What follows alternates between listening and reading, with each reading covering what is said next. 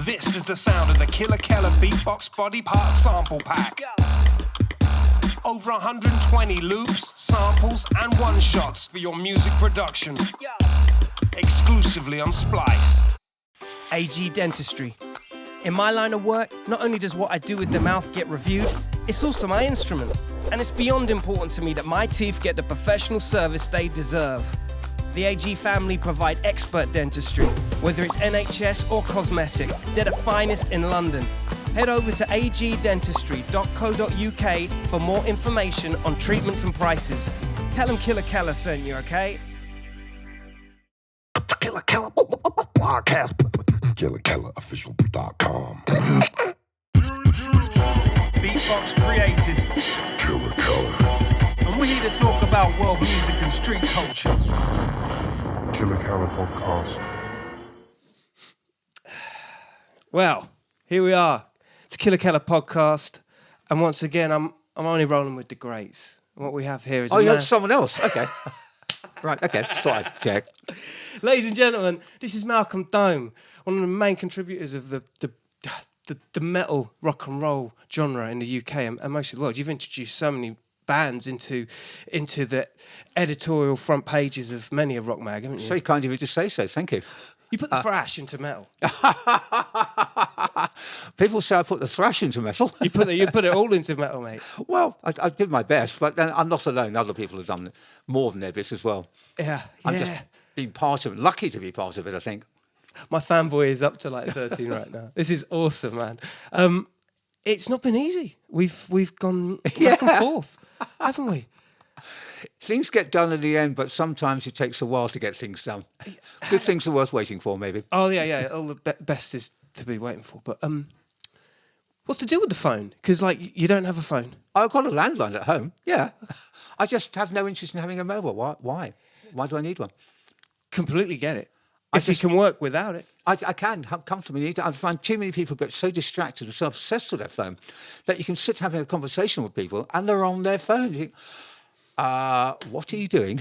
Yeah, I know. So I'd just rather not have one. Yeah, it's a funny time right now where it comes to technology. Like, so many people rely on it almost to create a secondary persona. Addiction. Very much like this. Yeah, addiction. Yeah, it is addiction. And I'm not saying that they don't have their uses. Of course they do. But for instance, when you arrange to meet somebody, it's an excuse not to be on time. Oh, I can text someone and say I'm running late. Well, why should you want to run late? I'd rather just be early. Yeah, I feel that. I definitely feel that. Is it at the detriment though of like scenarios like the first time we were scheduled to meet up and for whatever reason the buttons weren't working downstairs? They're broken. It's London, you know. But it's true. Do you feel like maybe sometimes it's at the detriment of like situations happening for the positive? That Not really. No, I don't find it detrimental at all. I find it easy to work round. And when people say, well, can I get your mobile? So I don't have one. Say, I wish I was like you. Well, easy. Just don't have one. Switch it off. Just switch it off. Switch it off. That's the other thing to do. I mean, there are too many ways of communicating these days where people communicate without communicating, got nothing to say. I'm happy having email and a landline. I'm happy with that. One thing I do find the phone massively useful for is the coverage of music, that you can just grab at any. I mean, you're really lucky in the sense that you just.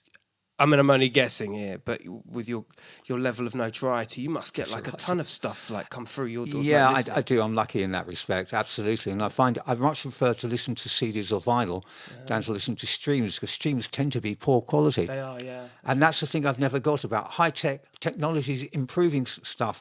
Yeah, but by improving it, people are actually accessing low-quality MP3s or WAVs or MP4s.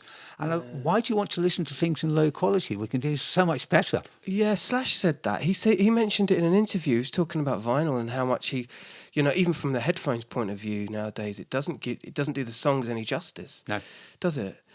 Like the beats and things like that. Yeah. It fucks the whole thing up, doesn't it? Totally, absolutely. And what people are finding is the warmth of vinyls come through. I mean, when CDs came out, that's it, vinyl's dead. No one's ever going to buy vinyl again. CDs are the way forward. Now, CD sales are dropping and vinyl's picking up because people realise the warmth of vinyl, the way albums in 60s, 70s, 80s, for instance, were constructed for vinyl. Side one, side two, the way they were actually flowed and put together. Yeah, that's right. That's right. Where did that all begin? Where did that? Do you think, in your mind, one of the first kind of areas of where the long player was, because it became quite a staple part of of a band's story, isn't it? You know. Absolutely. For me, it started with Bob Dylan. The Freewheeling Bob Dylan album was the first proper album. Because up to then you had, even the bands like the Beatles and the Stones almost threw albums out, lots of cover versions, a couple of singles, and they called it an album, LP or whatever.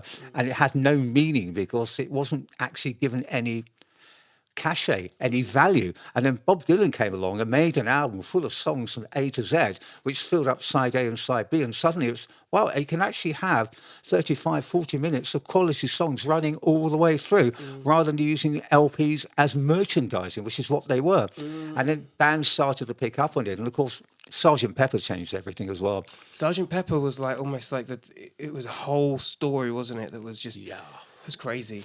Well, for me, that's the point where rock and pop split. Up to then, bands were all called pop bands. Suddenly, Sgt. Pepper came along, and you had this rock direction going that way, and pop going that way. And I'm not knocking pop, because there's a lot of great pop around, always has been.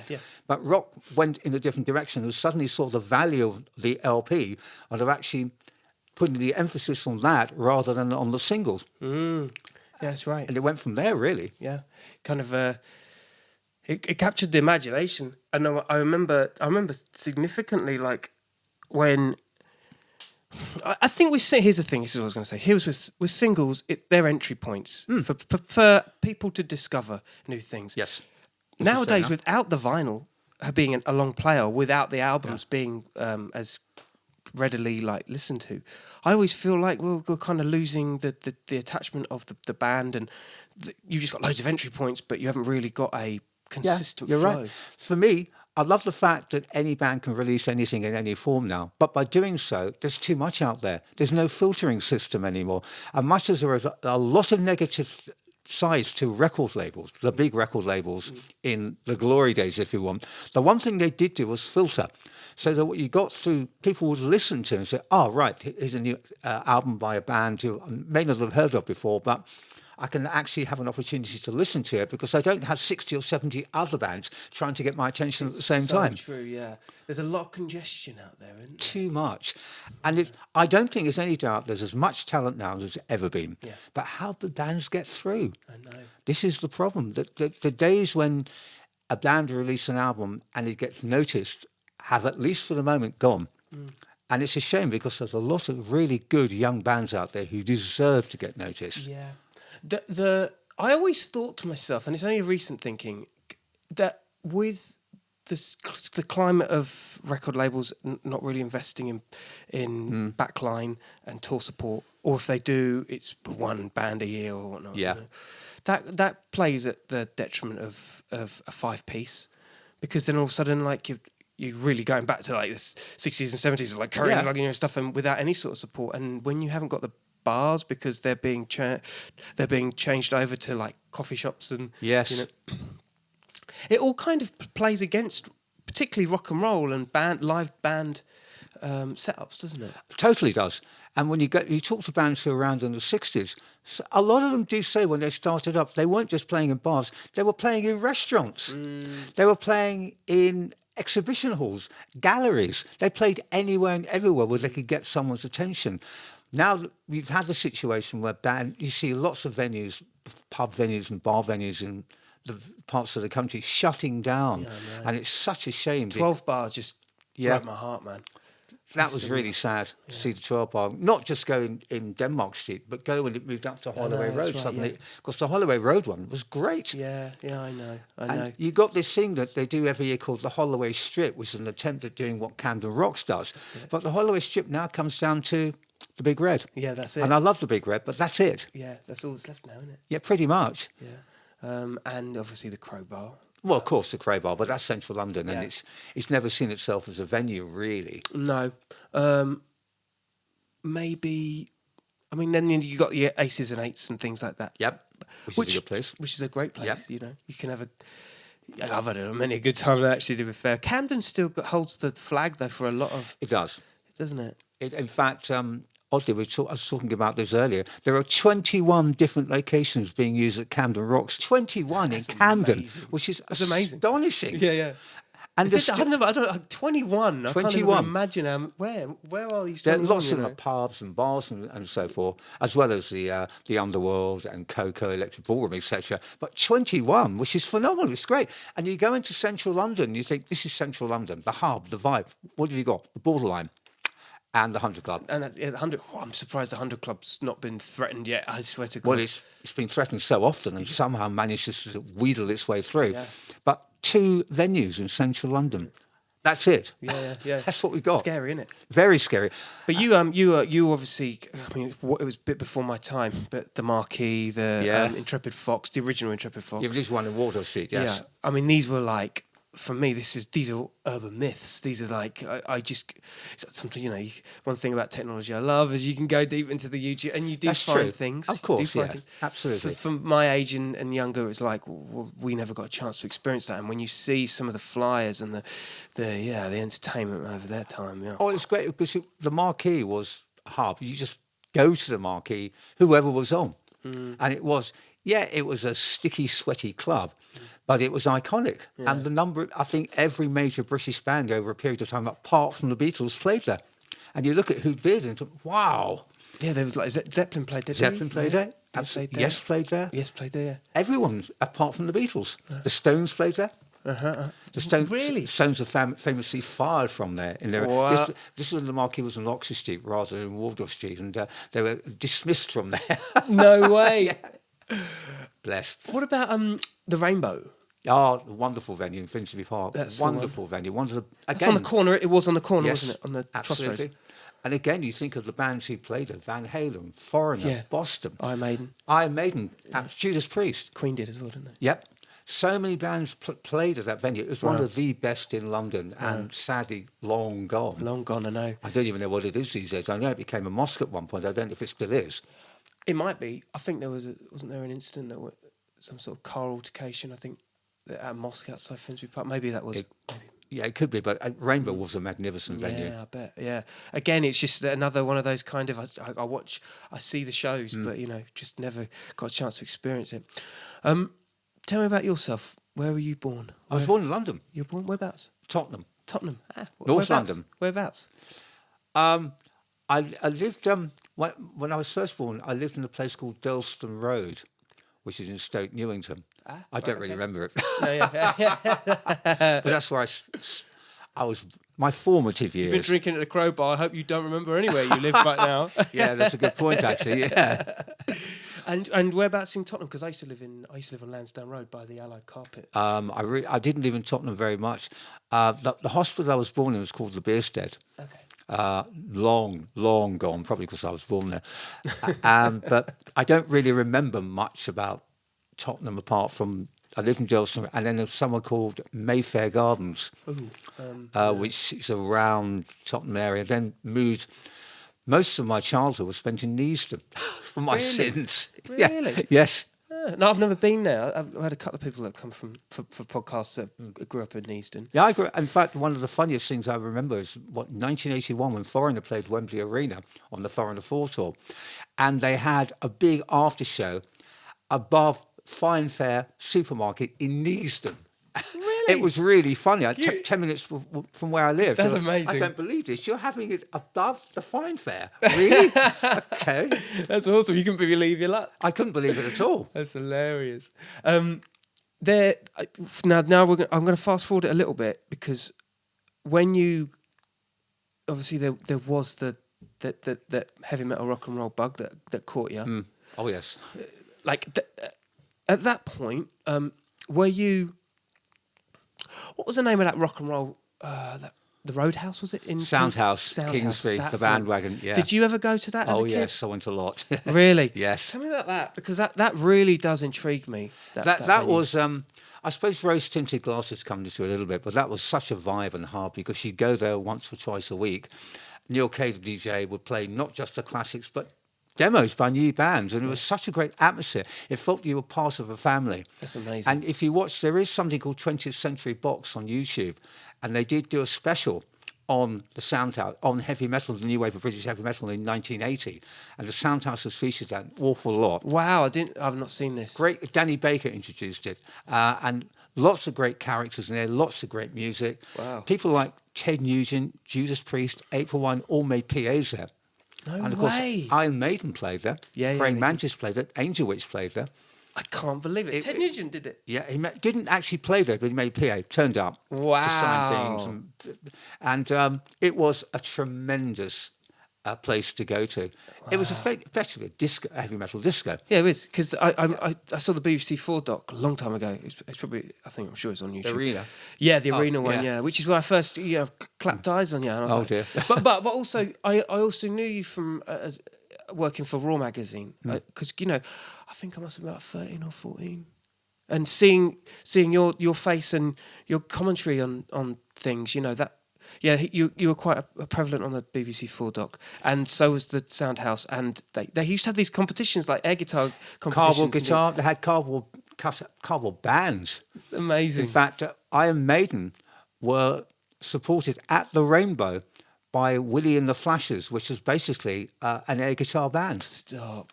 No way. Yep. Because Maiden was so much a part of the mythology of the Soundhouse. That's what really they got firstly noticed in the wider sense of the term. The demo tape. Being played, yeah, then they played there, it got noticed, EMI came down, saw them, picked them up, and the rest, of course, became iconic. But, they were supported by an air guitar band from the Soundhouse. That's incredible. Well, they went on to bigger things. Bigger things. With What, Maiden? Oh. Well, Maiden, all right. Yeah. I think they got potential, Iron Maiden. Right? Maiden actually could have potential to do something one day, and not a bad band. You never know, You never do know. yeah, right. Well, yeah, and then this moves me on to like when you started working with Raw Magazine, correct? Yeah, which is after Kerrang, yeah. Yeah, that's it, after Kerrang. So, yeah, Raw for me, I always found was that just generally had more coverage on a newsstand sense. It just felt like it was. I always saw it in my village where I lived, and yeah, I mean, obviously Raw did change after a time. When we first started it, and it was half a dozen of us who started it, and that's another story. We wanted it to be what Kerrang had been a few years earlier and ceased to be because it became a weekly magazine. So we really set out to put the quality first rather than the quantity. Yeah, I loved it. I loved that magazine. I got into when I was a kid. It must have been like '89. I went to Canada and I got a copy of. I think it's called Metallics. It was like a Canadian metal magazine. Yeah, do you remember I know that the one you magazine? mean. Yeah. Yeah, and I'm sure it's called that. And as soon as I got that was my benchmark of like what I wanted to see in a magazine. And Kerrang for me it was a little bit too. I don't know. It just didn't have the same kind of gloss appeal as Raw did, and I think that is, like you say, it's the quality that what you're putting in there and how it's presented. We set out to do that with Raw in the same way that I think we achieved it with Kerrang in the early to mid '80s, but for various reasons. I mean, I still laugh at it to this day that we were owned by a major publishing company, and we were treated at Kerrang like shit. Really? Shoved in a corner, ignored by everyone, until one day they looked at the amount of money we were making for the company, and we were making more money than anybody else. And I'm talking Just 17 magazine, I'm talking about The Brett's magazine, I'm talking about Music Week. None of them were making as much money for that company as we were.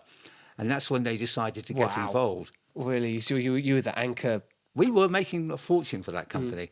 And we would be treated like the naughty schoolboys who better just be shoved to the back so no one sees them, which we loved because we were just allowed to get on what the hell we wanted. And you just carried on slam. If we wanted to put Guns N' Roses on the cover when no one heard them, we did it. Yeah, and this is the thing, isn't it? It's like the underdogs strike again, don't they?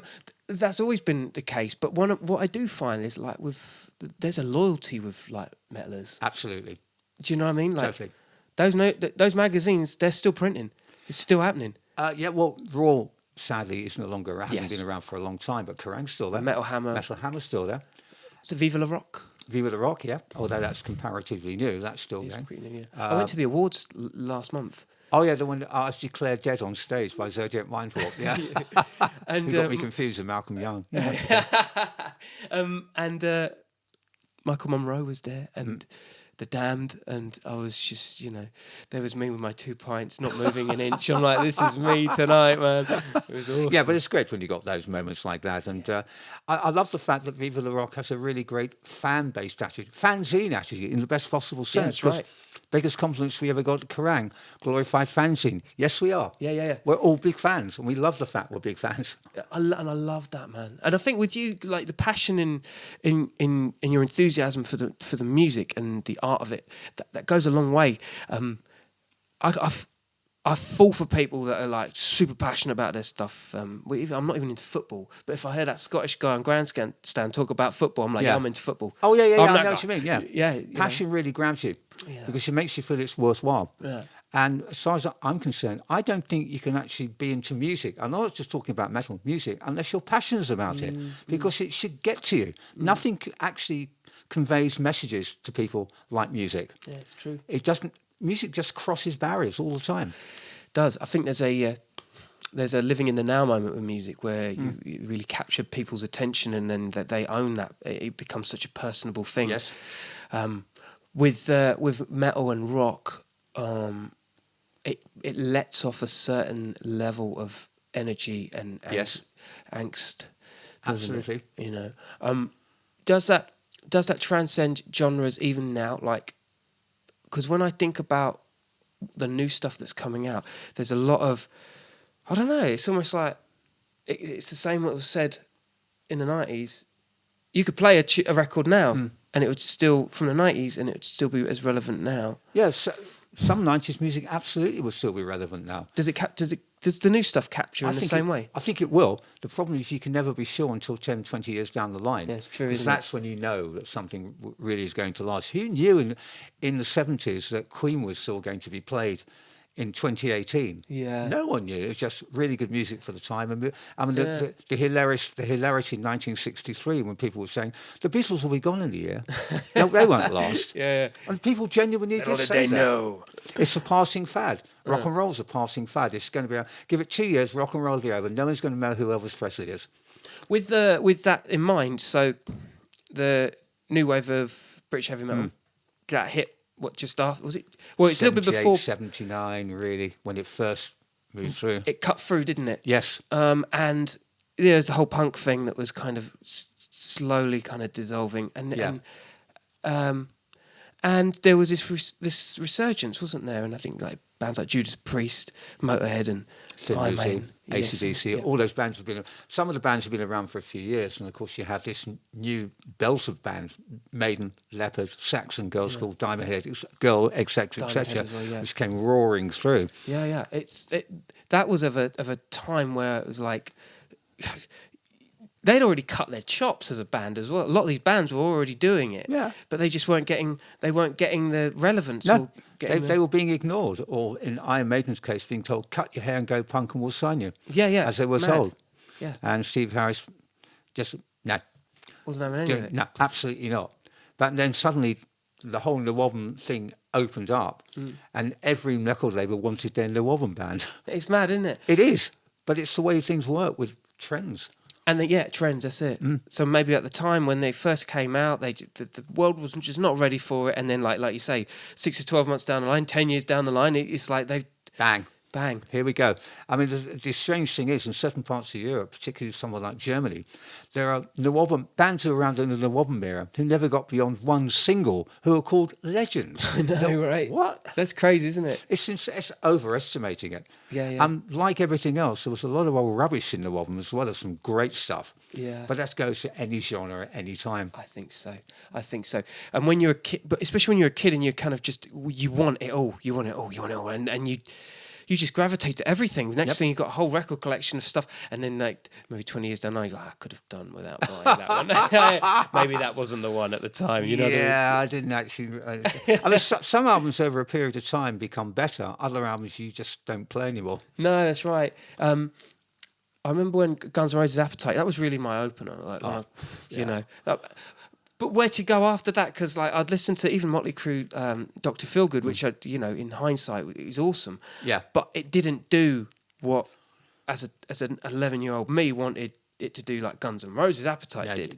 G&R changed everything. But there was, when the album first came out, and a lot of people like it, I remember 2 years later talking to someone who I know liked the album, loved the album when it came out, said, "Oh, they sold out." I said, "It's the same album." What do you mean it's sold out? Well, technically It's sold. it has. yeah. A lot of people have picked up, but it's the same uncompromising band, the same uncompromising sound and songs. So where they sold out? Yeah. They've, if anything, they took it to new heights. And It captures the imagination of an era, the zeitgeist, if you want to call it that. I mean, at the time when it first came out, their manager basically said, if we sell 500,000 copies, we'll be happy. 25, 30 million copies later, who knew? It just captured something. like And 30, exploded. 40 years down the line, and I lose count how many copies I've bought on different copies. Still of different sounds tremendous. Yeah, it's Every mad, isn't song is a killer. Yeah. Every single song. And that's why I'm disappointed with what they're doing now, because I think in a way they're diluting their own legend. Yeah, they're almost like they're becoming like a touring Madame Tussauds. I think so. Making a lot of money, and good luck to them from that point of view. But they are not the same people who made that music anymore. They're the keepers of their own legend. The same way when Zeppelin played in 2007 at O2, people were saying, "Aren't you interested in going?" Not at all. What? I was lucky enough to see them in 1975 at Oscar. I don't need to see this. It won't be Zeppelin. It's the keepers of their legend, but Zeppelin belonged to a certain time frame. And this is basically older people playing at being who they were. And for me, it's the same with G&R. The only band that with a legacy that I think had managed to achieve it was Motorhead. Oh, God, absolutely. They just kept on making new songs, kept on making new music. Lemmy was immortal. Yeah. But the thing is that everyone talks about Lemmy Farstead and Filthy Phil, understandably. However, the last Motorhead lineup, Mickey D and Phil Campbell, made 3 or 4 great records. Oh, that Bastards album. Yeah. One of my favourite Motorhead albums. Great albums. Great album. And Lemmy kept saying, all people want to hear is the old stuff, don't you? Well, why didn't you listen to our new stuff? He had a point. Because they even going back to Orgasmatron, what a great record. Oh, my God. He wasn't a fan of that, was he? He didn't like the mix of it. No, he didn't. But then mixes can sometimes be right or wrong. Yeah. The album with Brian Robertson, again. At the time it came out, I didn't like it. But when you go back and listen to it and think, whoa, actually, it's a killer record. Yeah, I know. But you're right, Motorhead just transcended all of that, and everyone has a huge affection and love for Motorhead and for Lemmy, of course, which will never go away. No, it won't. At what point? Because they fall into they fall across genre, don't they? But you did, and rightly so, coin the term thrash metal. Apparently. Yeah. Well, and that's amazing. And what were you referring to when you? I don't know. To be honest, people tell me I came up with the. I didn't invent the genre, but I came up with the term for it. I don't know where from. That's funny. I have no clue whatsoever. So people say, "Yeah, apparently I did." People tell me I did. Okay, I did. That's amazing. But obviously, it's about thrashing and very heavy and fast music. Yeah. It may have been applied to Anthrax. I can't remember anymore. Yeah. But great. The term is stuck. Yeah. What did you think of that rap metal thing that they pioneered? Yeah. I thought they were great with it. Yeah. And I think the sad thing with Anthrax is with the whole rap metal crossover, with the hardcore metal crossover, they got also with having a proper singer, Joey Belladonna, they got vilified and slaughtered by everyone. 18 months down the line, other bands are doing it and being held as pioneers. Yeah. Anthrax was their first in doing it really well, but people didn't take them seriously. But I thought it's a great thing to do. That was one of the first. That thing transferred me over to hip hop. Like when I first, you know what? There isn't a better rap rock record than Bring the Noise. No, it's great. They actually stifled themselves because you couldn't make another one. No, you're right. But they did it brilliantly. Yeah. I mean, Walk This Way, when it was done with Run DMC and Aerosmith, that was great as well. Yeah, that was another great. Because it actually brought out that side of a song that always had that side, and Aerosmith just went with it. Yeah, totally. I saw this documentary, Rick Rubin, where he was saying, Run DMC just had no clue who Aerosmith were, and we're just like, that's mad to think in genres nowadays that you wouldn't know a band from another band because of cultural differences or because of style of music. That's crazy when you think about it. I am really surprised because Aerosmith were absolutely massive in America. Massive, I know. But then I remember this is going back a long time when I was actually going to co-write the official Guns N' Roses biography. This is 1990, 1981. And Disney were interested in it, having a meeting with Disney. And the woman I had the meeting with said, you got to remember the thing about the board of directors at Disney is they don't even know who the Rolling Stones are. No. What? They won't have heard of the Rolling Stones. How could you not have heard of the Rolling Stones? Where have you been? What?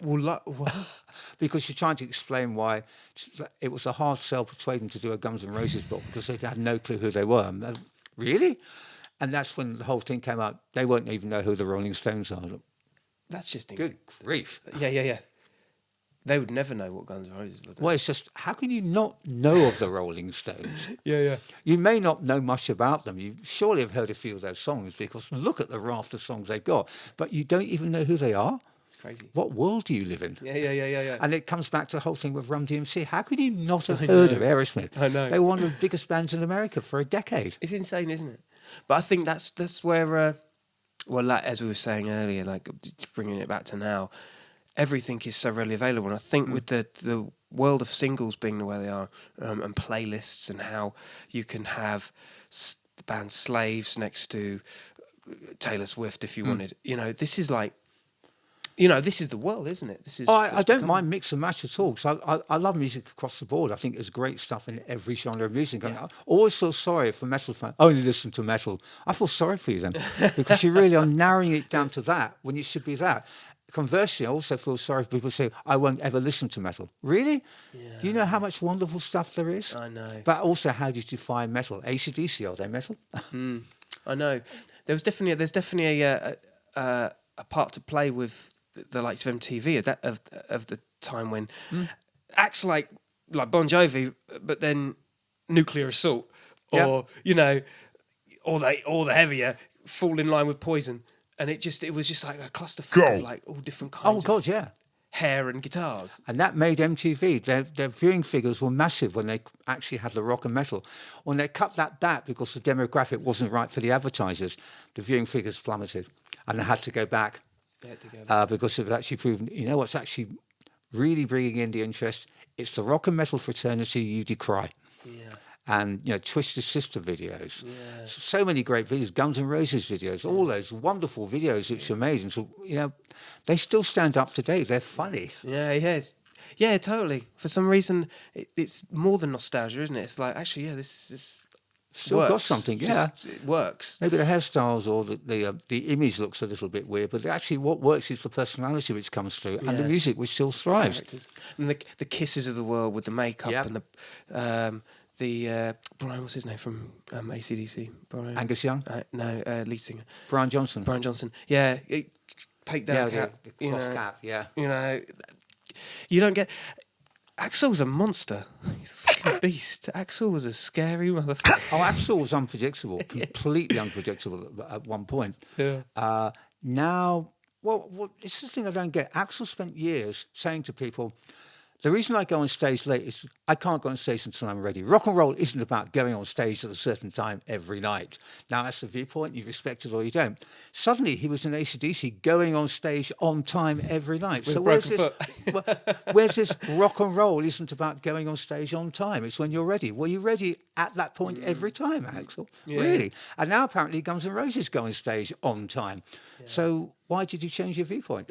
Yeah, it's totally. But it's all, again, it's the mythology of this. It's almost like bad promotion ultimately becomes good publicity. Yeah. I mean, Axl has a lot of personality and charisma, and he was brilliant in GNR in the 80s and the 90s. But now it's is it just a money-making exercise for you? I don't know. Only he can answer that, truthfully. He'll be the only one that to answer that.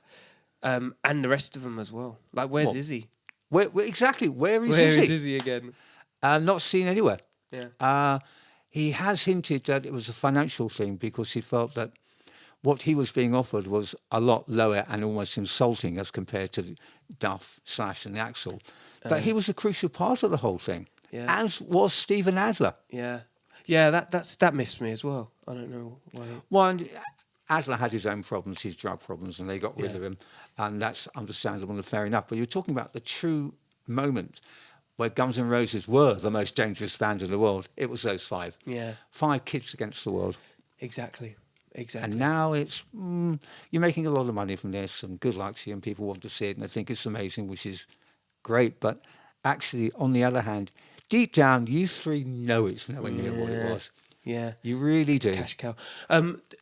Do you think bands like that, and throw some more out there, the Def Leppards, the Renaissance bands that are coming through again, do you think they help or hinder new bands coming in? Both. I think part of the reason they help is because it introduces an interest into that type of music. Part of what hinders it is a lot of these bands' ticket prices are too high. Yeah. And while you can say Metallica, for instance, charged £100 plus for their shows at the O2 Arena in December last year, sold out 2, broke the house record twice. My counter to that is how many people would have said, right, I'm going to definitely go and see Metallica and pay the £100 plus, but it means I can't go and see this, and this band because I've already spent money on them. Yeah. I think it's a yin and yang with those stuff, and I'm really delighted for Leppard that they seem to be so massive again.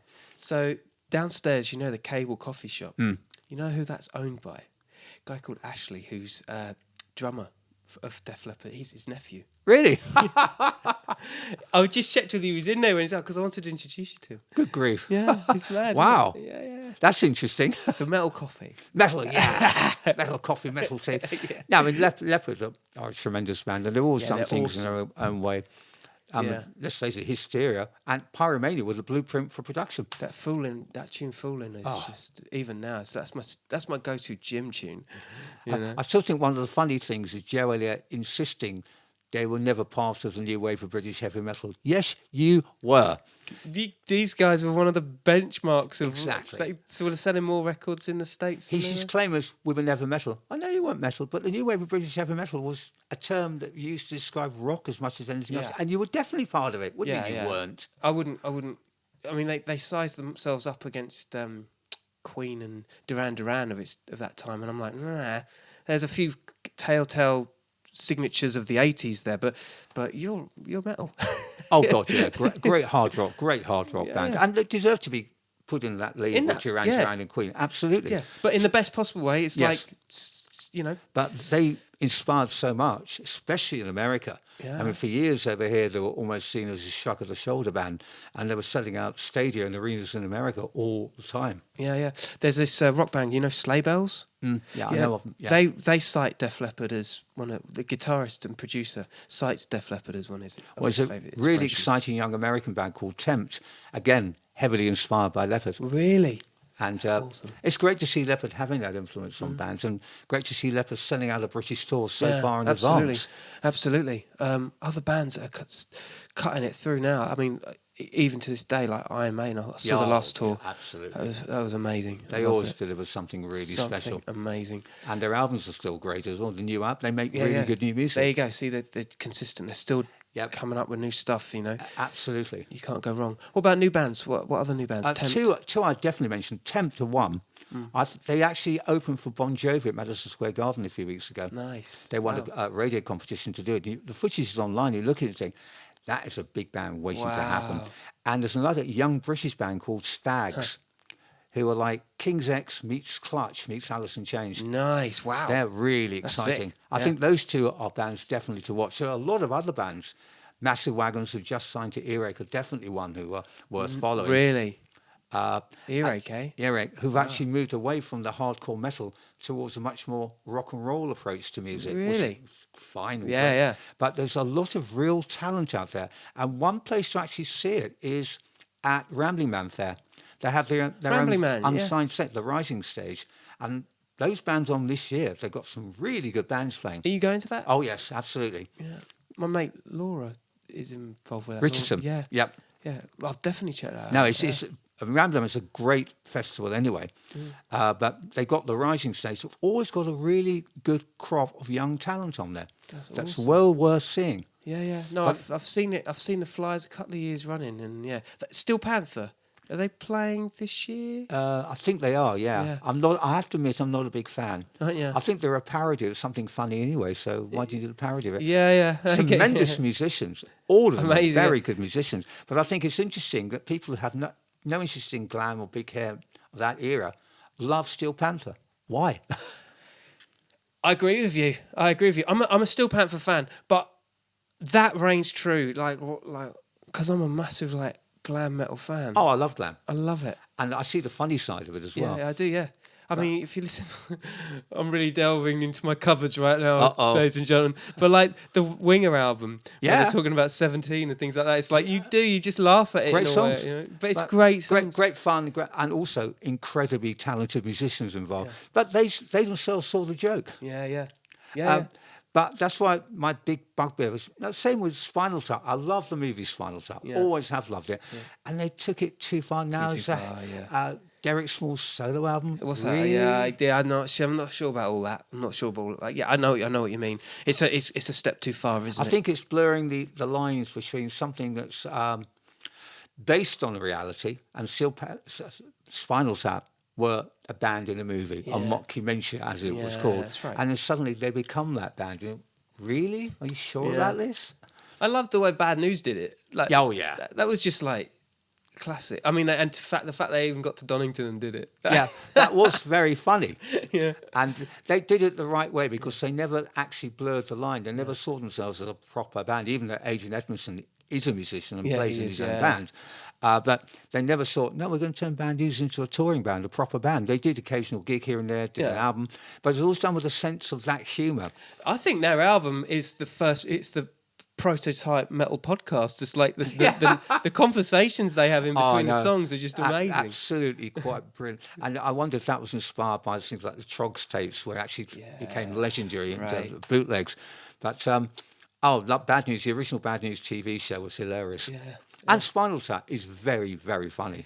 And a lot of great hair metal bands came out of the UK as well. Do you remember that band Tiger Tails? Oh, yes. Love Bomb Baby. Mate, a classic. That band, musicianship-wise, and his vocals were insane. I think had they been American, they'd have been taken more seriously. I agree. The trouble is, Rankelson, another band like that, very good band, Shy to some extent as well. Yeah.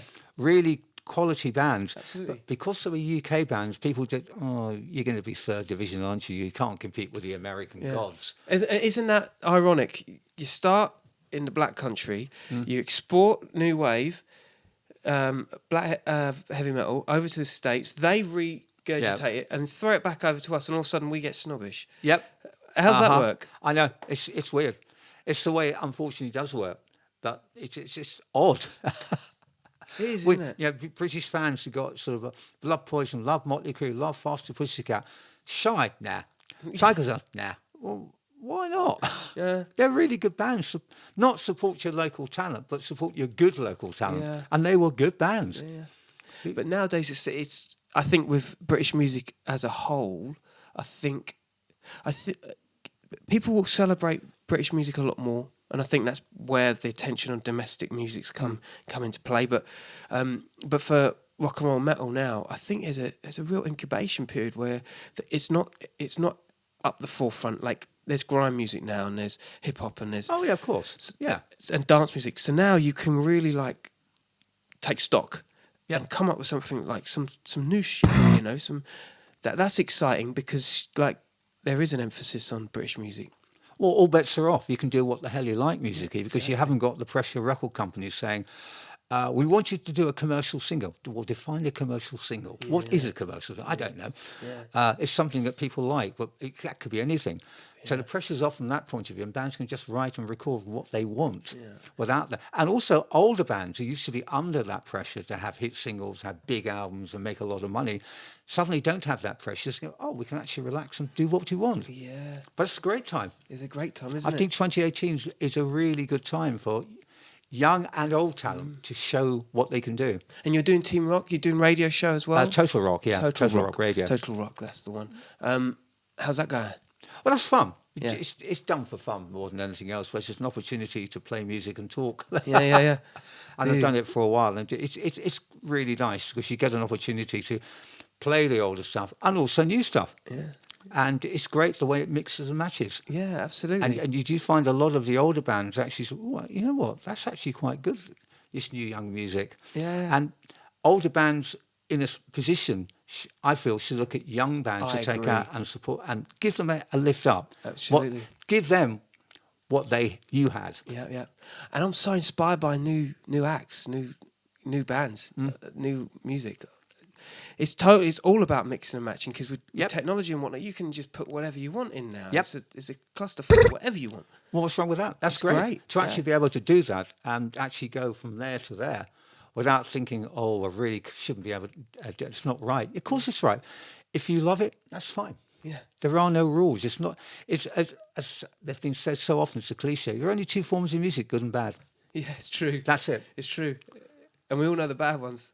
Yeah, unfortunately, there's a lot of bad out there. But there's always been a lot of bad out there. And that's what people forget over a period of time. Oh, the 70s were amazing. What great bands. Yeah, there were. And a lot of old rubbish as well. Yeah. That Nostalgia, isn't it? Just rose-tinted. Yeah, nostalgia tends to give you a warped view of what really did happen. Yeah. And the same with the 80s. A lot of great music. In fact, I think it's hilarious when people say, oh, the 80s is a waste of time. I hate the 80s. Do you like Faith No More? Do you like Guns N' Roses? They were around in the 80s. Yeah. So were Alice in Chains, actually.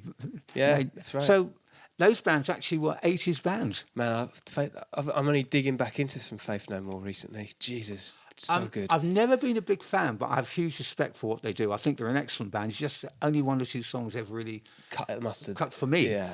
But they're a great band. That's kind of why I jumped back into them because I'm like, well, hold on, maybe personal- I'm missing a trick or something. Yeah, you know? no, personal opinion. And I've never imposed my personal opinion and said, oh, they're terrible. No, they're a great band. It's just for me, on the subjective side, I don't quite buy into it. I get you. But they're a great band. I'd never argue anything different. Same as with the Police. I was never a massive fan of the Police, but I would never dispute they're a great band. Yeah, interesting. Yeah.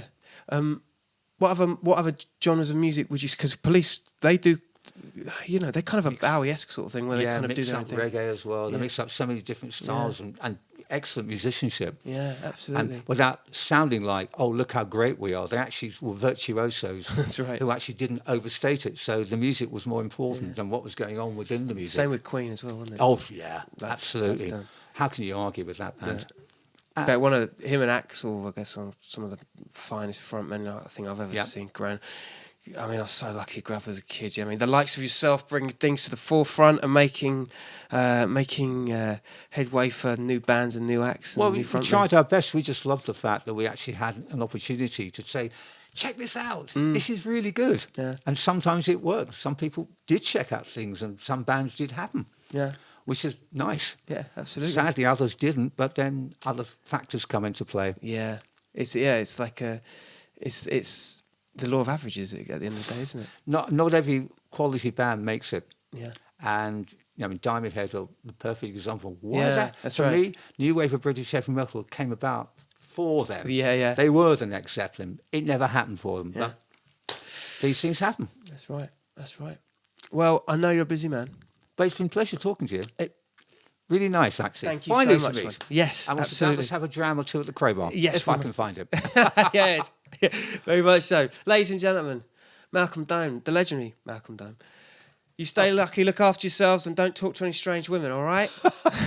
What's wrong with strange women? Sometimes they're nice. Depends how you pick them. Yeah, that's true. Malcolm Good Dome. Thank you very much. Cheers, Thank man. you. No, thank you. That was good, wasn't it? Was that okay? Let's rock it.